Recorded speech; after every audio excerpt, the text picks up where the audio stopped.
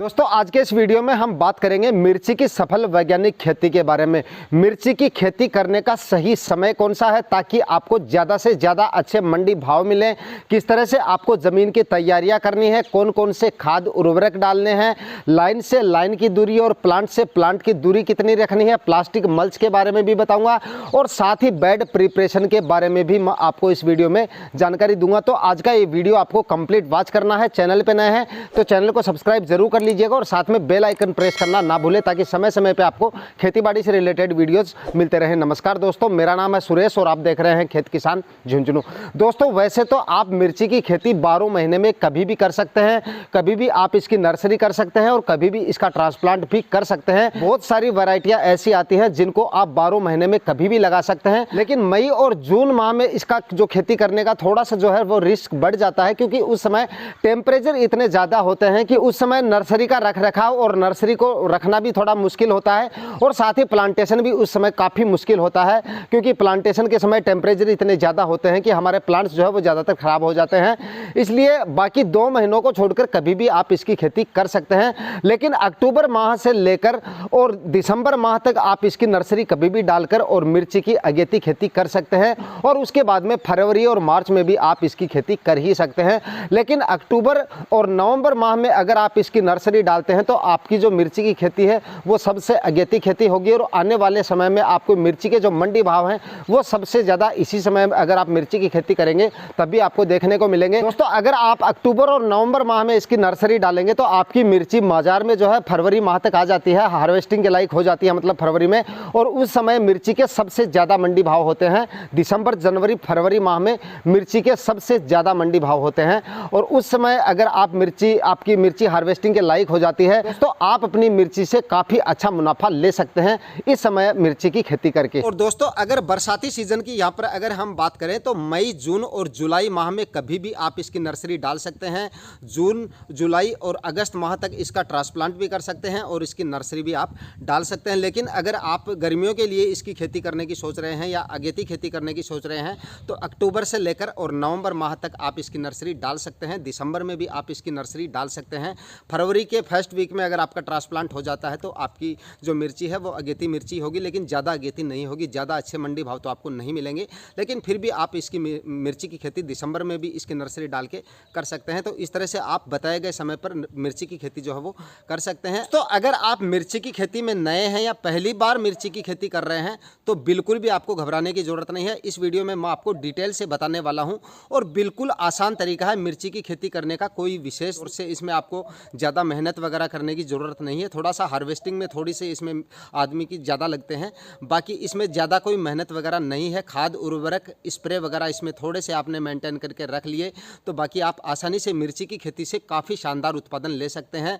मिर्ची की खेती में जितना उत्पादन मिलता है बाकी सब्जियों में इसके बराबर और कोई सब्जी आपको इतना उत्पादन नहीं दे सकती, क्योंकि मिर्ची की खेती से 8-10 महीने तक लगातार आपको इसमें उत्पादन मिलता रहता है। दोस्तों अब बात कर लेते हैं मिर्ची की खेती करने से पहले ज़मीन की तैयारियां आपको किस तरह से करनी है, कौन कौन सी सावधानियां रखनी है और कौन कौन से खाद उर्वरक आपको बेसल डोज के रूप में काम में लेने हैं और कितनी कितनी मात्रा में लेने हैं।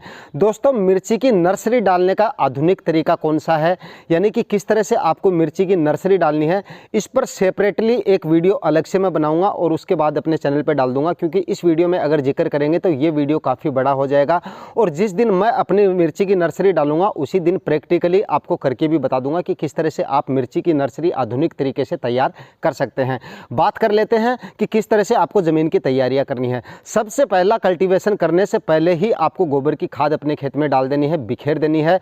5 से 6 ट्राली सड़ी हुई गोबर की खाद आपको डालनी है, प्रति एकड़ के हिसाब से बता रहा हूं मैं, यानी कि गोबर की खाद आपको पर्याप्त मात्रा में डालनी है, क्योंकि मिर्ची की फसल जो है वो लंबे समय तक चलेगी, यानी कि 8-10 महीने तक आपको उत्पादन बराबर देती रहेगी। इतने लंबे समय तक अगर कोई फसल चलती है तो उसको जो है पोषक तत्व और खाद उर्वरक वगैरह जो है वो बराबर मिलते रहना चाहिए। इतने लंबे समय तक अगर आपको उत्पादन देगी तो उसको जो खाद उर्वरक जो है वो ठीक से आपको डालने पड़ेंगे, वरना 2-3 महीने उत्पादन देने के बाद में आपकी जो मिर्ची की फसल है वो कमज़ोर हो जाएगी और उत्पादन देना आपको बंद कर देगी। तो यहाँ पर आपको कम से कम 5 से 6 ट्राली सड़ी हुई गोबर की खाद आपको डाल देनी है। गोबर बिल्कुल भी कच्चा नहीं होना चाहिए, सड़ा हुआ गोबर होना चाहिए, बिल्कुल कंपोस्ट खाद होनी चाहिए, वो आपको डाल देनी है। और उसके बाद में पहला कल्टीवेशन आपको कर देना है हेरो से। हेरो से भी कर सकते हैं या आप रोटावेटर से भी कर सकते हैं, लेकिन रोटावेटर का से जो कल्टीवेशन होगा वो हम बाद में करेंगे। पहले हम हेरो से ही इसको मिक्स कर देंगे और उसके बाद में पहला कल्टीवेशन होने के बाद में दूसरा कल्टीवेशन आपको कल्टीवेटर से कर देना है। कल्टीवेटर से दूसरा कल्टीवेशन करने के बाद में बारी आती है खाद उर्वरकों की। यहाँ पर अब आपको खाद उर्वरक डाल देने हैं। खाद उर्वरक आपको किस तरह से डालने हैं और कौन कौन से डालने हैं, यहाँ पर आपको 40 kg प्रति एकड़ के हिसाब से DAP लेनी है और 20 kg प्रति एकड़ के हिसाब से आपको जो है वो यूरिया लेनी है और कम से कम 30 kg MOP यानी पोटाश भी आपको लेना है। तीनों खादों को एक साथ ही मिक्स करके आप अपने खेत में डाल सकते हैं, बिखेर सकते हैं, स्प्रेड कर सकते हैं, यानी कि छिड़काव विधि से आप पूरे खेत में इसको डाल सकते हैं। और उसके बाद में आखिरी कल्टीवेशन आप जो है रोटावेटर से करके इन सभी खादों को मिक्स कर देना है। तो कल्टीवेशन का भी बहुत बड़ा रोल होता है। किसी भी फसल का अगर हम अच्छा उत्पादन लेना चाहें तो उसमें अगर ठीक तरह से कल्टीवेशन हमने कर दिया, मिट्टी को जितना भुरभुरा बनाएंगे, जितना मिट्टी को ठीक करेंगे, जितने ज़्यादा हम कल्टीवेशन करेंगे उतना ही हमें उत्पादन अच्छा मिलेगा। तो अगर आप चाहें तो 4 कल्टीवेशन भी यहाँ पर कर सकते हैं, लेकिन 3 कल्टीवेशन कम से कम आपको करने हैं मिर्ची की खेती अगर आप कर रहे हैं तो इस तरह से आप 3 या 4 कल्टीवेशन करके ज़मीन को एकदम भुरभुरा बना लेना है, बिल्कुल समतल कर लेना है। और उसके बाद में बारी आती है बेड प्रिपरेशन की। अगर आप मिर्ची की खेती कर रहे हैं तो आपको बेड बनाकर इसकी खेती करनी है। ड्रिप इरिगेशन की सहायता से आपको इसकी खेती करनी है और प्लास्टिक मल्च भी आपको लगाना है। दोस्तों सबसे पहले हम बात कर लेते हैं बेड प्रिपरेशन के बारे में। यहाँ पर कुछ किसान भाई जो मिर्ची की खेती करते हैं वो 3-3 फीट की दूरी पे बेड बनाते हैं मिर्ची की खेती करने के लिए, जो कि मुझे बिल्कुल भी सही नहीं लगता है। 3-3 फीट की दूरी पे अगर आप बेड बनाएंगे तो बीच में जो स्पेस है वो काफ़ी कम बचता है। इसमें आपको बीच में चलने फिरने में भी काफ़ी दिक्कत आती है, हार्वेस्टिंग में तो बहुत ज़्यादा दिक्कत आती है और प्लास्टिक मल्च बिछाते वक्त भी आपको बहुत ज़्यादा दिक्कतें आएंगी अगर आप 3-3 फीट की दूरी पे बेड बनाते हैं मिर्ची की खेती करने के लिए। इसमें सबसे ज़्यादा सही रहेगा अगर आप 4-4 फीट की दूरी पे बेड बनाएंगे। बेड राइजर की सहायता से आप बेड बना सकते हैं और 4-4 फीट की दूरी पे बेड बनाएंगे। बेड की चौड़ाई आप थोड़ी ज़्यादा रख लें, यानी 2.5 से 3 फीट की आप चौड़ाई रख लेंगे तो आपका जो स्पेस थोड़ा सा आप ज़्यादा रख रहे हैं उसका वो मेंटेन हो जाएगा, क्योंकि ऊपर आप डबल लाइन में जो है यानी ड्रिप इरिगेशन की जो लाइन आएगी उसके दोनों तरफ आप प्लांटेशन कर देंगे तो इसमें आपका जो स्पेस है वो कवर हो जाएगा। लेकिन दोस्तों लाइन से लाइन के बीच में स्पेस जो है वो ज़रूर होना चाहिए। अगर बीच में स्पेस रहेगा तो प्लांट्स को जो धूप और हवा वगैरह है वो भी ठीक से मिलती रहेगी, पौधे में बीमारियां काफ़ी कम आएंगी और जो फल और फाल है वो भी आपको ठीक तरह से देखने को मिलेंगे। अगर पौधों का एंगेजमेंट ज़्यादा रहेगा, बीच में स्पेस नहीं रहेगा तो आपको फाल जो है, फ्रूटिंग जो है वो भी काफ़ी कम देखने को मिलेगी। तो आप जो है बेड से बेड की दूरी जो है वो कम से कम 4 फीट की अवश्य रखें। दोस्तों बात करें अगर ड्रिप इरिगेशन की तो यहाँ पर आप 16 mm की ड्रिप इरिगेशन की लाइन बिछा सकते हैं और कुछ किसान भाई डबल लाइन भी बिछाते हैं तो आप सिंगल लाइन से भी काम चला सकते हैं। अगर आप प्लास्टिक मल्च लगा रहे हैं तो मैं हमेशा सिंगल लाइन ही लगाता हूँ ड्रिप इरिगेशन की, काफ़ी है, कोई दिक्कत नहीं। और सिंगल लाइन बिछाकर आप ड्रिप इरिगेशन की जो लाइन होती है उसकी दोनों तरफ प्लांटेशन कर सकते हैं। लेकिन उससे पहले हम बात कर लेते हैं ड्रिप इरिगेशन की लाइन बिछाने के बाद में आपको यहाँ पर बिछानी है प्लास्टिक मल्च। प्लास्टिक मल्च यहाँ पर दोस्तों आप काम में ले सकते हैं 25 माइक्रोन की। सिल्वर कलर आपको ऊपर ही रखना है, कुछ किसान भाई गलती करके और ब्लैक कलर ऊपर कर देते हैं तो यहाँ पर सिल्वर कलर आपको ऊपर करना है। सर्दियों में अगर आप इसकी खेती कर रहे हैं अक्टूबर और नवंबर माह में तो आपको प्लास्टिक मल्च जो है वो ज़रूर लगानी है, क्योंकि अगर आप अक्टूबर और नवंबर माह में नर्सरी डाल रहे हैं तो आपको जो है सर्दियों में इसका प्लांटेशन हो जाएगा और सर्दियों में प्लास्टिक मल्च रहेगी तो आपका जो है मिर्ची के प्लांट्स में टेम्परेचर जो है वो ठीक तरह से मेंटेन रहेगा। सिल्वर कलर आपका जो है टेम्परेचर को काफ़ी हद तक मेंटेन रखता है क्योंकि वो धूप को रिफ्लेक्शन करने का काम करता है। यानी कि दोस्तों धूप पहले प्लास्टिक मल्च पे गिरती है और प्लास्टिक मल्च से रिफ्लेक्ट होकर और वापस पौधे पे आती है, जिससे पौधे का टेम्परेचर जो है सर्दियों में काफ़ी हद तक मेंटेन रहता है।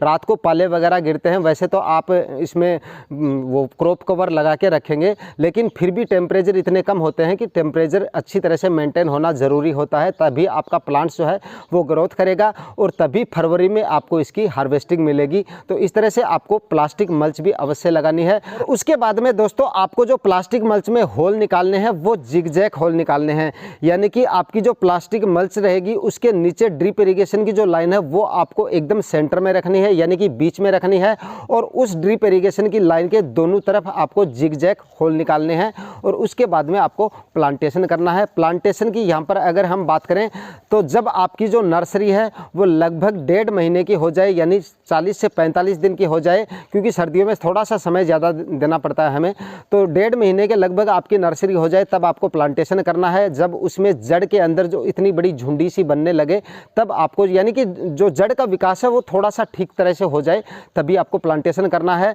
और प्लांटेशन आपको हमेशा शाम के समय करना है। शाम के समय आप प्लांटेशन कर सकते हैं और उसके बाद में उसकी सिंचाई ड्रिप इरिगेशन की सहायता से आप कर सकते हैं। और सर्दियों में अगर आप ये प्लांटेशन वगैरह कर रहे हैं तो प्लांटेशन करते ही जिस दिन आप प्लांटेशन करें उसी दिन आप क्रॉप कवर से उसको कवर कर देंगे, अगर आप दिसंबर और जनवरी माह में इसका प्लांटेशन कर रहे हैं। कुछ किसान भाई यहाँ भी गलती करते हैं, जैसे आज प्लांटेशन किया है, सोचते हैं कि कल तक इसका हम क्रॉप कवर कल लगा देंगे और उसी रात वो पाले की वजह से खराब हो जाती है। तो दोस्तों ऐसे समय में अगर आप प्लांटेशन करें जब पाला पड़ रहा हो, तो जिस दिन आप प्लांटेशन करें उसी दिन तो आपको सिंचाई करनी है और उसी दिन क्रॉप कवर की सहायता से अपनी मिर्ची को आपको कवर कर देना है, ताकि पाले की वजह से आपकी मिर्ची का बिल्कुल भी नुकसान ना हो। दोस्तों अगर आप मिर्ची का प्लांटेशन गर्मियों में कर रहे हैं या बरसाती सीजन में कर रहे हैं तब आप मिर्ची की जड़ों का जो है ट्रीटमेंट करके और उसके बाद ही प्लांटेशन आपको करना है, ताकि फंगस और जो जड़ गलन वगैरह की समस्या है वो आपको देखने को ना मिले।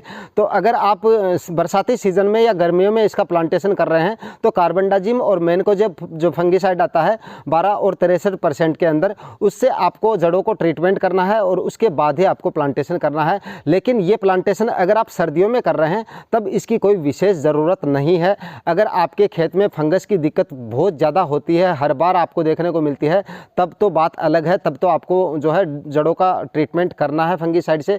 अदरवाइज़ आपको सर्दियों में इसका ट्रीटमेंट करने की ज़्यादा ज़रूरत नहीं है, सीधा ही आप इसका प्लांटेशन कर सकते हैं, क्योंकि सर्दियों में फंगस वगैरह की इतनी ज़्यादा दिक्कतें देखने को नहीं मिलती है। और बाकी मिर्ची की खेती अगर आप करने की सोच रहे हैं दोस्तों तो आप बिल्कुल कर सकते हैं। मिर्ची की खेती के बारे में A to Z जानकारी इस वीडियो में मैंने आपको दे दी है। उसके बाद में स्प्रे और फर्टिगेशन के वीडियो आपको समय समय पर आगे मिलते रहेंगे। आज के वीडियो में दी गई जानकारियाँ अगर आपको अच्छी लगी है तो वीडियो को लाइक शेयर जरूर कर दीजिएगा। चैनल पर नए हैं तो सब्सक्राइब जरूर करके जाइएगा। मिलते हैं किसी नए वीडियो पर नए टॉपिक के साथ, तब तक के लिए जय हिंद।